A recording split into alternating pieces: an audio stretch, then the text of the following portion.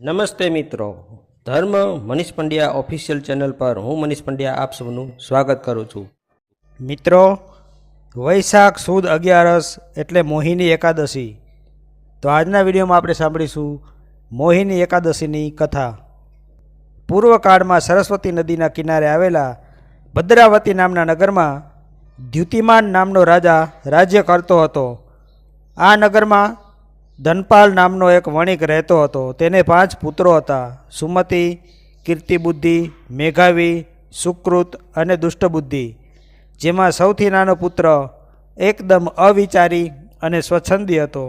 વળી તે ચારિત્ર્યહીન હતો, જેથી તેના માતા પિતા તેમજ સગા સંબંધીઓએ તેનો ત્યાગ કર્યો હતો. આ પુત્ર પાસે જે કંઈ હતું તે ધન પણ આમ જ ખર્ચાઈ ગયું હતું. હવે તે ચોરી કરીને પોતાના મોજ શોખ સંતોષતો હતો. રાજ્યના સિપાઈઓ તેને પકડી નગર બહાર જંગલમાં મૂકી આવ્યા હતા.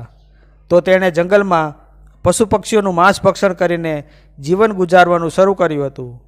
એક દિવસ અચાનક જ એક સરોવરમાં કૌંડિલ્ય ઋષિ સ્નાન કરી રહ્યા હતા.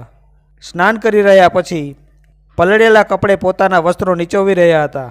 આ દુષ્ટબુદ્ધિ નામનો વણિક પુત્ર ત્યાં જ ઊભો હતો. ઋષિના વસ્ત્રોના છાંટા આ વણિક પુત્ર ઉપર પડ્યા, તેથી તેના તમામ પાપ બળી ગયા. તેનામાં હવે સદબુદ્ધિ આવી ગઈ. તે ઋષિના ચરણે પડ્યો અને પોતાના દુઃખની વાત કરી. ત્યારે જવાબમાં કૌંડિલ્ય ઋષિએ આ વણિક પુત્રને વૈશાખ સુદ 11નું વ્રત વિધિપૂર્વક કરવા માટે કહ્યું, જેથી સઘળા પાપોનો નાશ થઈ જશે એમ પણ કહ્યું.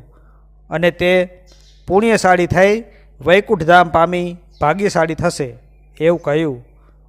ઋષિના વચનો સાંભળીને વણિક પુત્રએ વૈશાખ મહિનો આવતા જ વૈશાખ સુદ 11નું વ્રત વિધિપૂર્વક શરૂ કર્યું. પરિણામે તેના તમામ પાપોનો નાશ થયો અને તેનાથી તે દિવ્ય તેજસ્વીતા તેમજ સદબુદ્ધિનો પ્રવેશ પામ્યો. સમય જતાં તે ખૂબ જ ધનવાન બની ગયો અને સંસ્કારી પત્ની અને પુત્રવાન થયો.